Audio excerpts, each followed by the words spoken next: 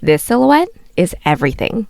Today we're crocheting an off-the-shoulder balloon sleeve top that's slouchy, sculpted, and will be the comfiest thing in your closet.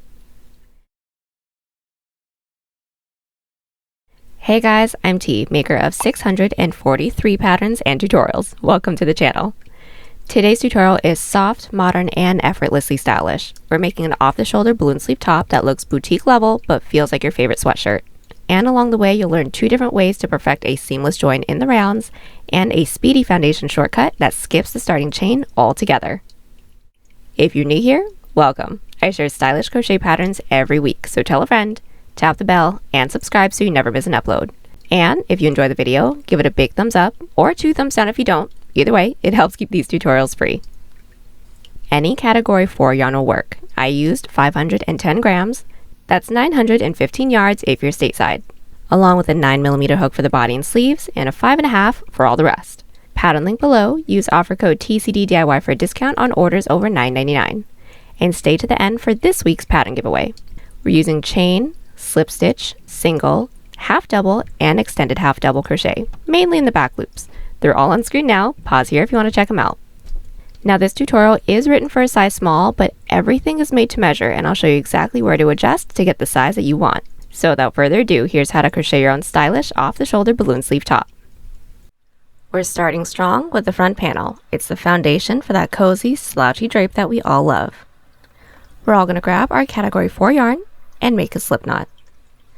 Then our 9mm hook, and we're all going to start with a foundation extended half double crochet row. This skips the starting chain completely and gives you that stretchy rib ready base that feels amazing to wear. And for everyone, that's going to start with a chain 4. Then yarn over into that first chain, insert your hook in through that front loop and back bump of that chain at the same time. To get these 2 strands on our hook, yarn over, start by pulling through the 2 strands.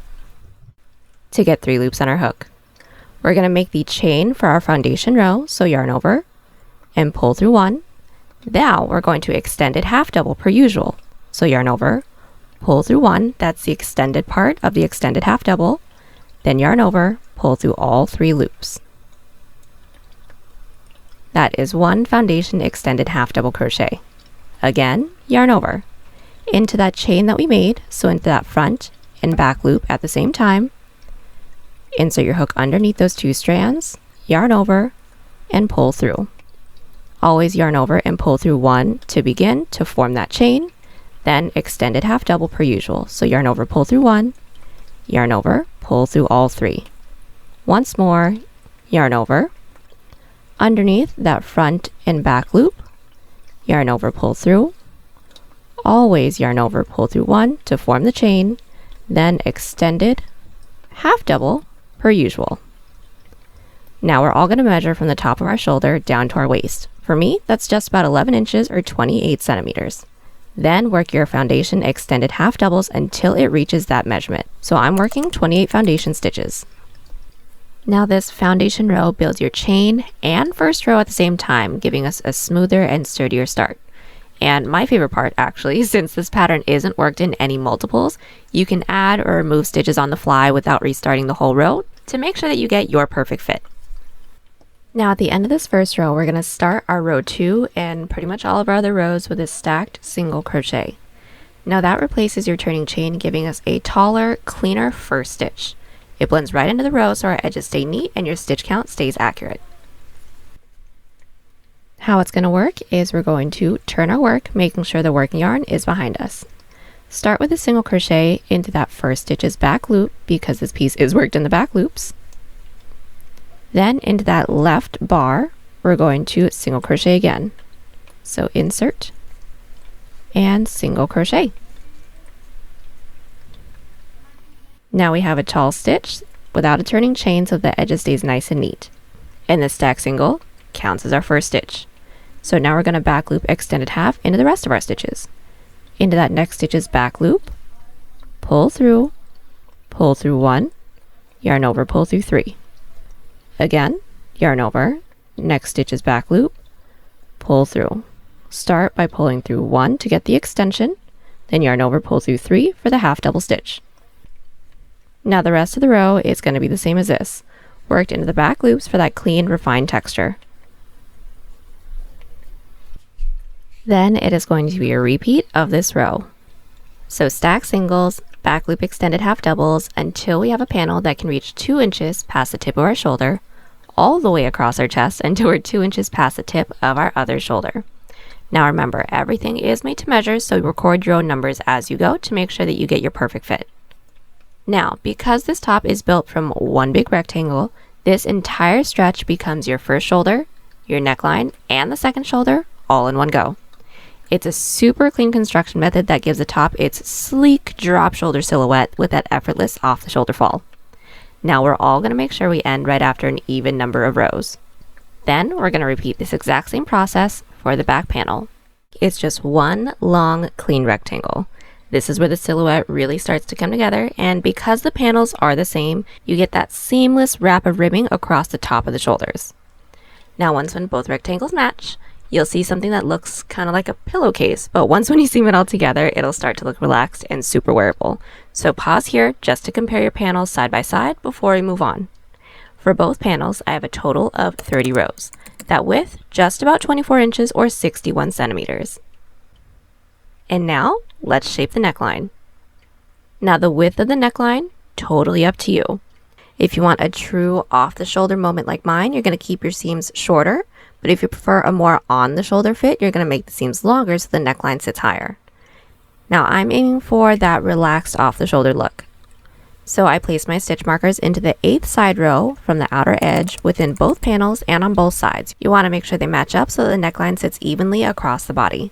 Now we're going to do a quick and easy ladder stitch until we reach our stitch marker.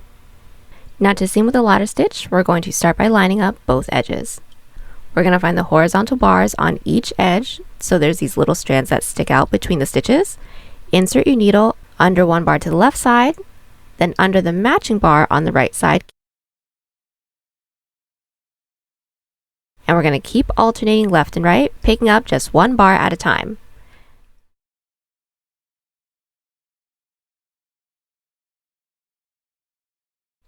Now after a couple passes, you're going to tug on the yarn so that the seam closes just like a zipper, and it should disappear into the fabric. Now this seam stays super flat and blends right into the fabric.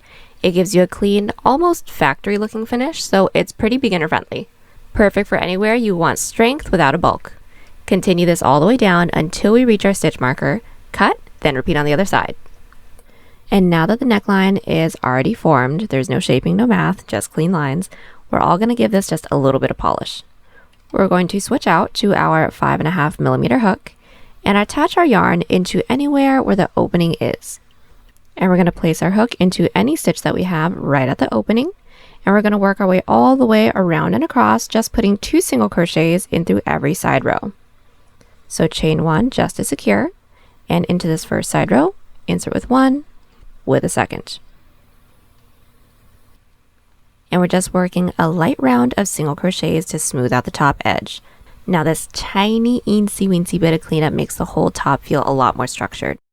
Then when this row is complete, for just a hair bit more pizzazz, we're going to do one more row, but now with back loop single crochets, just for a little bit of ribbing. So just at the end of the row, slip stitch into that chain space, chain 1, and working in the same direction that we just came from, 1 back loop single crochet in through every stitch. Now let's build those big beautiful balloon sleeves. This part is super satisfying because the shape happens naturally, so there's no increases, no decreases, just clean ribbing that falls into that soft slouchy volume. Now for the sleeves, we're going back to our 9mm hook, so our big boy. We're going to attach our yarn into the bottom corner stitches of both panels. This is going to be the seam as well as keeping your join hidden. Once you're in, you're going to work your first round of ribbing all the way around the opening. So chain 3 and just 1 back loop extended half double into every stitch all the way up and around.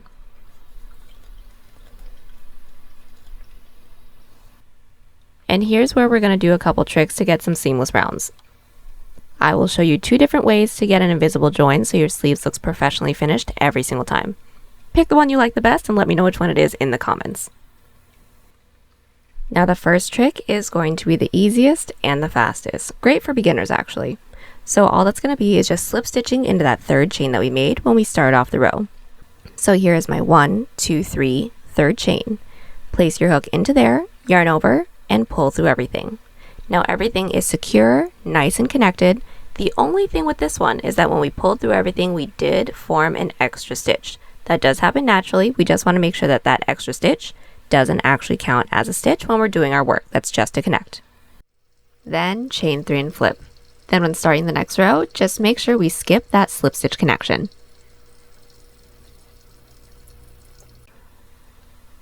Or if you prefer the other option, we're going to pull a little bit of slack loop and take our hook off of our piece. This is actually the scary part, but it's not that bad. Then from the back forward, we're going to insert our hook into that chain 3 space, place the slack loop back onto our hook and pull through. Then we can still flip our work, chain 3, and continue on to the next row. Now with this one, we don't actually get that extra stitch, but it could be a little bit more intimidating because we do have to take our hook off the yarn. Here's a quick preview. This is the slip stitch join, and this one's the invisible join. You go ahead and pick the finish that you like the most. But once you've decided which connection you're going to do, we're going to work this tube straight down until it reaches our wrist. Make sure the top is on the shoulder when you take that measurement because the drop shoulder fit changes where the sleeve naturally falls. And because we want the cuff to sit perfectly at the wrist because we are going to be adding some thumb holes as well. So just clean, straight ribbing all the way down. Now, since I have the entirety of my sleeve completed, which I have a total of 19 rows by the way, this length is just about 16.5 inches or 42 centimeters, we're ready for our cuff. Now, since we want it to cinch, we're going to switch back to our 5.5mm hook. And to get that sculpted cinched finish, we're going to start with a single crochet row that just skips every other stitch. So we're going to chain 1 into that first stitch with a single, skip the next, into the next with a single. We're going to keep working just one single crochet into every other stitch until we reach around. Now at the end of this cinching single crochet row, we're going to make a chain that reaches about mid-palm. Now this is going to be the full length of your cuff, so make sure you hold it up to your hand to double check. Mine's going to be a chain 12, just about 3.5 inches or 9 centimeters. Since we're working slip stitch rows, that turning chain is going to be 1.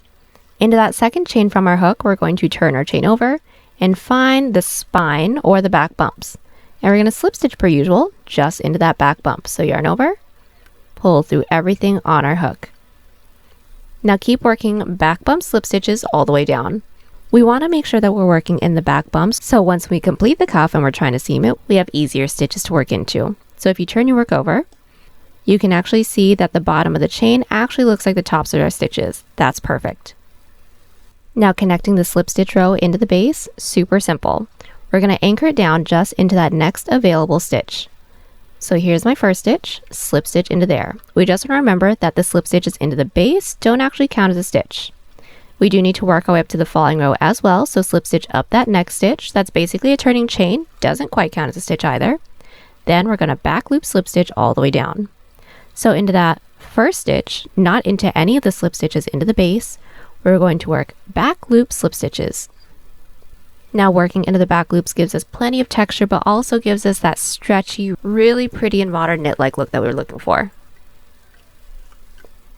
We just want to make sure that after every stitch we aren't tugging too tightly, otherwise the following row can be a smidge too tight to work into, so just be careful of that. Then at the end of the row, chain 1, flip our work, and continue working our back loop slip stitches into every stitch. Now this is also going to naturally pull our sleeve in and give us that clean fitted wrist without any shaping. It's super simple and stretchy, but looks incredibly polished. And the best part of this is the thumb hole, which is going to come when we complete this portion. So we don't have to count anything or mark anything off, because the thumb hole is going to be worked into the seam. And now that we have worked our way around all the way to the beginning, we're now going to seam it. And like I said, the thumb hole is going to be within the seam. So try our piece on, and we're going to place a stitch marker into the stitch that frames our thumb. Now my stitch marker is into my 6th stitch from the top, so I'm going to leave this little gap from the stitch marker down to the base. Since I am already along the outer edge, I'm just going to place my hook into the outer corner stitches, and now we're going to do an outside loop slip stitch seam. Now remember when we worked into the back bumps, this is where it all comes into play. So we're going to chain 1. Into that first stitch into the front panel, we're going to insert only in through that front loop or the loop that's nearest to us. Then into the back panel, since we have these 2 loops, we're going to insert our hook into that back loop, or the loop that's furthest away from us. Then yarn over and gently pull through all 3 of those loops. That is our outside loop slip stitch seam, which when we have a couple more, it's actually going to make it look like another back loop slip stitch row. We're going to keep on with our outside loop slip stitch seam until we reach our stitch marker, then cut. Then we will officially have 1 sleeve and cuff completed. Then go ahead and just repeat on the other side, so the exact same process on the other sleeve so that they match perfectly. Once both cuffs are completed, we can move straight into the bottom band, which really pulls the whole top together, figuratively and literally. Now the bottom band is actually going to be worked with our 5.5mm hook too. So bringing together the whole silhouette is going to be the bottom band. The bottom band? I don't know, what would you call this because it's a little long, but let me know. We're starting with a simple single crochet row along the bottom, so just 2 single crochets in through every side row. Same exact way that we worked the top when we were cleaning that up.